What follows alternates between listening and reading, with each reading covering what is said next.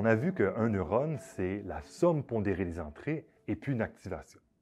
Mais qu'est-ce que c'est une activation, une fonction d'activation?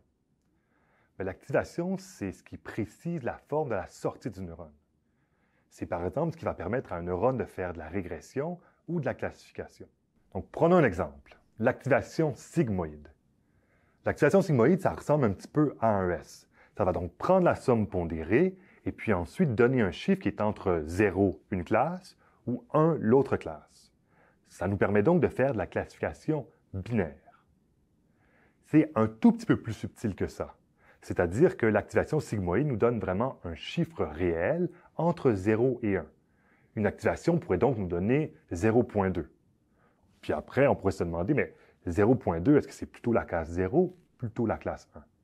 Il nous faudra donc définir en plus un point de coupure. Souvent, le point de coupure, c'est 0,5. Si le neurone nous donne une sortie plus petite que 0,5, à ce moment-là, c'est la classe 0. Si c'est le cas inverse, c'est la classe 1. Nous arrivons donc à faire de la classification binaire. De plus, on peut imaginer quelle serait la frontière de décision de ce neurone. Il se trouve qu'un neurone a absolument une frontière de décision qui est linéaire.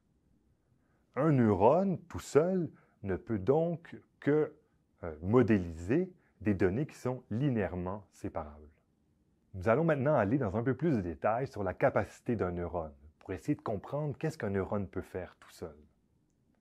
Évidemment, certains problèmes de classification peuvent être modélisés par un classificateur linéaire. Un neurone est un classificateur linéaire. Prenons un exemple. Imaginons un problème où nous avons deux entrées. Chacune de ces entrées-là peut prendre deux valeurs, ou 0 ou 1. On peut donc imaginer des tâches un peu artificielles. Par exemple, est-ce qu'un neurone pourrait arriver à déterminer si la somme des deux entrées est plus grande que 0? Géométriquement, on peut dessiner ces formes-là en fonction des entrées et on se rendra compte qu'en effet, ce problème de déterminer si la somme des deux entrées est plus grand que 0 est un problème de classification linéaire. Il en va de même pour le produit. Si on veut s'assurer que le produit de nos deux chiffres est plus grand que 0, c'est aussi un problème de classification linéaire. Par contre, la classification linéaire n'est qu'une des types de classification qu'on aimerait pouvoir faire. Surtout, nous aimerions pouvoir bâtir des modèles qui peuvent classifier des données qui ne sont pas linéairement séparables.